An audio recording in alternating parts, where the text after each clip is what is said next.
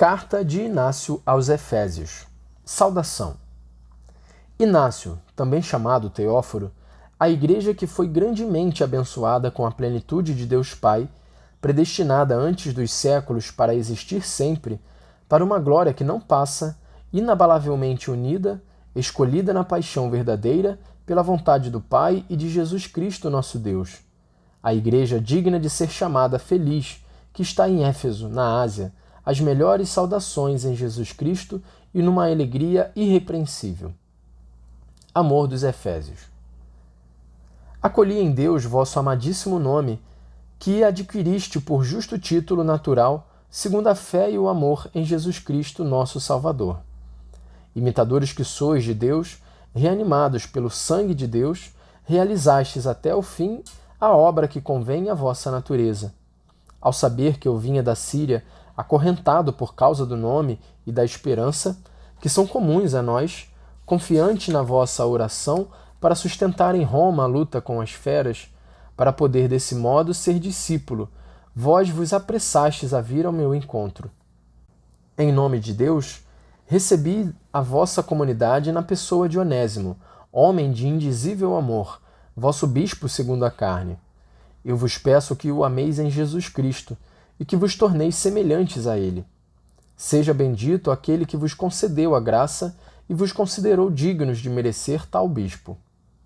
Aburro, meu companheiro de serviço e vosso diácono, segundo Deus, abençoado em todas as coisas, eu desejo que ele permaneça para a vossa honra e a do vosso bispo. Quanto a Croco, digno de Deus e de vós, que recebi como exemplo do vosso favor, ele foi para mim conforto em todas as coisas. Que o Pai de Jesus Cristo também o conforte com Onésimo, Burro, Euplo e Frontão. Neles eu vi a todos vós segundo o amor. Possa eu encontrar sempre a minha alegria em vós, caso eu seja digno disso. É preciso glorificar de todos os modos a Jesus Cristo, que vos glorificou, a fim de que, reunidos na mesma obediência, submetidos ao bispo e ao presbítero, sejais santificados em todas as coisas. Exortação à unidade. Não vos dou ordens como se fosse uma pessoa qualquer. Embora eu esteja acorrentado por causa do nome, ainda não atingi a perfeição em Jesus Cristo. Com efeito, agora estou começando a aprender e vos dirijo a palavra como a condiscípulos meus. Sou eu quem teria necessidade de ser ungido por vós com a fé, a exortação, a perseverança e a paciência. Todavia, o amor não me permite calar a respeito de vós. É por isso que desejo exortar-vos a caminhar de acordo com o pensamento de Deus. De fato, Jesus Cristo, nossa vida inseparável, é o pensamento do Pai, assim como os bispos, estabelecidos até os confins da terra, estão no pensamento de Jesus Cristo. Convém caminhar de acordo com o pensamento de vosso bispo, como já o fazeis. Vosso presbitério, de boa reputação e digno de Deus, está unido ao bispo, assim como as cordas à cítara. Por isso, no acordo de vossos sentimentos e na harmonia de vosso amor, vós podeis cantar a Jesus Cristo. A partir de cada um, que vos torneis um só coro, a fim de que, na harmonia de vosso acordo, tomando na unidade o tom de Deus, canteis a uma só voz, por meio de Jesus Cristo, um hino ao Pai, para que ele vos escute e vos reconheça por vossas boas obras, como membros do seu Filho. É proveitoso, portanto, que estejais em unidade inseparável, a fim de sempre participar de Deus. De fato, se em pouco tempo contraís com o vosso bispo tanta familiaridade, que não é humana, mas espiritual, tanto mais eu vos felicito por estardes unidos a ele, assim como a Igreja está unida com Cristo Jesus, e Jesus Cristo com o Pai, a fim de que todas as coisas estejam de acordo na unidade. Que ninguém se engane. Quem não está junto do altar está privado do pão de Deus. Se a oração de duas pessoas juntas tem tal força, quanto mais a do bispo e de toda a Igreja.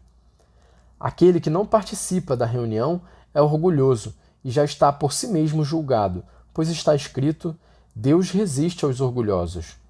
Tenhamos cuidado, portanto, para não resistirmos ao bispo, a fim de estarmos submetidos a Deus.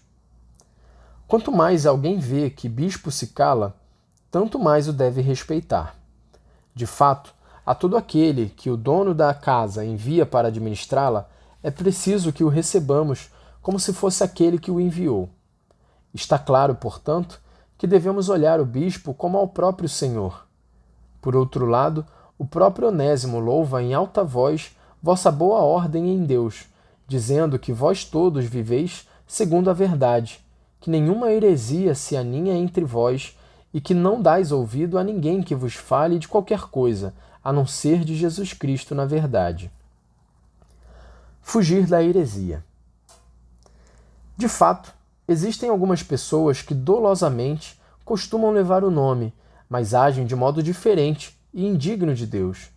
É preciso que eviteis essas pessoas como se fossem feras selvagens. Com efeito, são cães raivosos que mordem sorrateiramente. Atentos a eles, pois suas mordidas são difíceis de curar.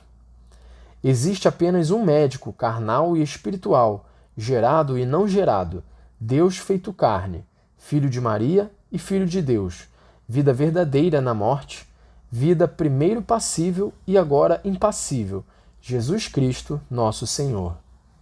Que ninguém, portanto, vos engane, assim como também não vos deixeis enganar, sendo todos de Deus. Se não há nenhuma discórdia entre vós que possa atormentar-vos, então verdadeiramente estáis vivendo segundo Deus. Sou vossa vítima expiatória, e me ofereço em sacrifício por vós, Efésios, igreja famosa pelos séculos. Os carnais não podem realizar coisas espirituais, nem os espirituais coisas carnais. Da mesma forma que a fé não pode realizar as coisas da infidelidade, nem a infidelidade as coisas da fé. Até mesmo as coisas que realizais na carne são espirituais. Fazei tudo em Jesus Cristo. Eu soube que por aí passaram alguns levando mau ensinamento. Vós, porém, não os deixastes semear em vosso meio, tapando os ouvidos para não receber o que eles semeiam, porque sois as pedras do templo do Pai, preparadas para a construção de Deus Pai, levantadas até o alto pela alavanca de Jesus Cristo, que é a cruz, usando a corda que é o Espírito Santo. Vossa fé é o vosso guindaste. A fé é o caminho que eleva até Deus. Sois todos companheiros de viagem, portadores de Deus e do templo, portadores de Cristo e do Espírito Santo, portadores dos objetos sagrados, ornados em tudo com os mandamentos de Jesus Cristo. Estou alegre convosco, porque fui julgado digno de conversar convosco por meio desta carta, e de congratular-me pelo fato de que, vivendo a vida nova, não há mais nenhuma outra coisa além de Deus. Dar exemplo de virtudes. Rezai sem cessar pelos outros homens, pois neles há esperança de conversão, a fim de que alcancem a Deus. Deixai que, ao menos por vossas obras, eles se tornem vossos discípulos. Quando eles tiverem seus acessos de ira, sede mansos. Diante de suas manias de grandeza, sede humildes. Frente às suas blasfêmias, oponde vossas orações. Diante de seus erros, sede firmes na fé. Diante de sua ferocidade, sede pacíficos, sem procurar imitá-los. Sejamos irmãos deles pela bondade e procuremos ser imitadores do Senhor. Quem sofreu mais injustiça? Quem teve mais privações? Quem foi mais desprezado? Não se encontra entre vós nenhuma erva do diabo, mas com toda a castidade e temperança, permanecei em Jesus Cristo com a carne e o Espírito. Procurar Cristo, fonte de vida e unidade. São os últimos tempos. Envergonhemo-nos e temamos que a paciência de Deus se transforme em condenação para nós. Das duas, uma: ou tememos a ira futura, ou amamos a graça presente. Só uma coisa importa: que nos encontremos em Jesus Cristo para entrar na vida verdadeira. Fora dele, nada tenha valor para nós. Eu carrego as correntes por causa dele. São as pérolas espirituais com as quais eu gostaria que me fosse dado ressuscitar, graças à vossa oração. Desta, desejo sempre participar para me encontrar na herança dos cristãos de Éfeso, que estão sempre unidos aos apóstolos pela força de Jesus Cristo. Sei quem sou e a quem escrevo. Eu sou um condenado, e vós obtivestes misericórdia. Eu estou em perigo, e vós na segurança. Vós sois o caminho para aqueles que, pela morte, são elevados até Deus, iniciados nos mistérios com Paulo, que foi santificado, recebeu o testemunho e é digno de ser chamado bem-aventurado. Possa eu estar sobre as pegadas dele, quando alcançar a Deus. Em todas as suas cartas, ele se lembra de vós, em Cristo Jesus. Esforçai-vos para vos reunir mais frequentemente, para agradecer e louvar a Deus. Quando vos reunis com frequência, as forças de Satanás são abatidas, e sua obra de ruína é dissolvida pela concórdia de vossa fé. Não há nada mais precioso do que a paz, que põe abaixo toda a guerra das potências aéreas e terrestres. Fé e caridade, critério do verdadeiro discípulo. Nada disso ficará escondido para vós, se tiverdes em Jesus Cristo fé e amor totais, que são o começo e o fim da vida. O começo é a fé, e o fim é o amor. Os dois juntos são de Deus, e tudo mais que se refere à perfeição e santidade os seguem. Quem professa a fé não peca, e quem possui o amor não odeia. Pelos frutos conhecemos a árvore. Da mesma forma, os que professam pertencer a Cristo são reconhecidos por suas obras. Agora, a obra que nos é pedida não é profissão de fé, mas que cada um se mantenha na força da fé até o fim. Não se deixar seduzir pela heresia. É melhor calar e ser do que falar e não ser. É bom ensinar se aquele que fala, faz. De fato, há um único mestre, aquele que disse e era. E o que ele fez, calando, são coisas dignas do Pai. Aquele que possui verdadeiramente a palavra de Jesus pode escutar também seu silêncio, a fim de ser perfeito, para realizar o que diz ou para ser conhecido pelo seu silêncio. Nada está escondido para o Senhor, mas até nossos segredos estão junto dele. Portanto, façamos tudo como se ele morasse dentro de nós, para sermos templos dele e ele próprio ser o nosso Deus dentro de nós, como o é de fato e como aparecerá diante de nossa face, se o amarmos justamente. Meus irmãos, não vos enganeis. Aqueles que corrompem uma família não herdarão o reino de Deus. Com efeito, se morrem aqueles que fazem isso segundo a carne, quanto mais aquele que, por sua má doutrina, corrompesse a fé em Deus, pela qual Jesus Cristo foi crucificado. Essa pessoa, tornada impura, irá para o fogo inextinguível, juntamente com aquele que a escuta. Por isso, o Senhor recebeu um unguento sobre a cabeça, a fim de exalar a incorruptibilidade para a sua igreja. Portanto, não vos deixeis ungir com o mau odor do príncipe deste mundo, para que não os leve prisioneiros, longe da vida que vos espera.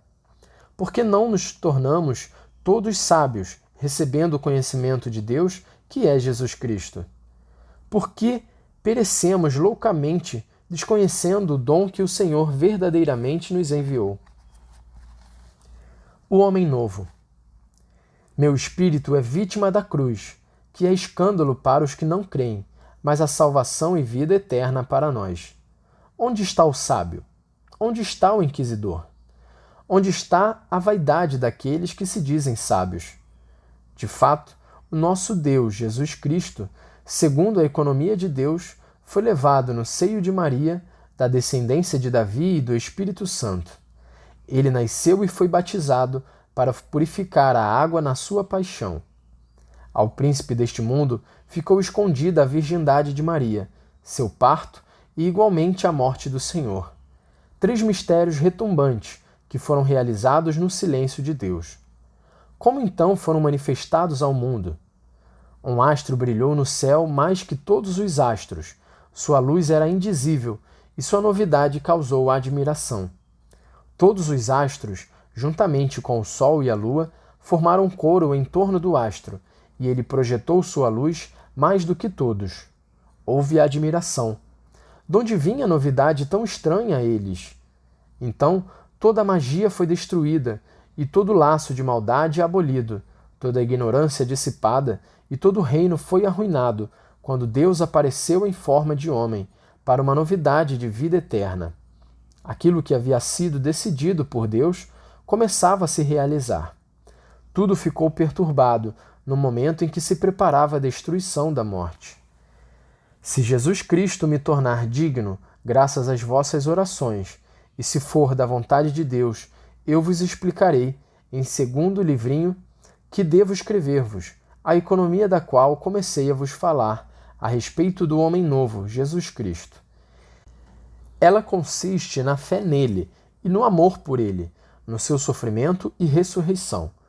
Sobretudo, se o Senhor me revelar que cada um e todos em conjunto, na graça que provém do seu nome, vos reunireis na mesma fé em Jesus Cristo, da descendência de Davi, segundo a carne, filho de homem e filho de Deus, para obedecer ao bispo e ao presbitério, em concórdia estável, partindo o mesmo pão, que é remédio de imortalidade, antídoto para não morrer, mas para viver em Jesus Cristo para sempre. Saudações finais. Eu sou vosso resgate, para vós e para os que, em honra a Deus, haveis enviado a Esmirna, de onde vos escrevi, dando graças ao Senhor, amando a Policarpo como vos amo também. Lembrai-vos de mim, como Jesus se lembra de vós. Orai pela igreja que está na Síria, de onde sou conduzido em cadeias a Roma, porque, sendo o último dos fiéis de lá, fui julgado digno de servir a honra de Deus. Tende bom comportamento em Deus Pai e em Jesus Cristo, nossa esperança comum.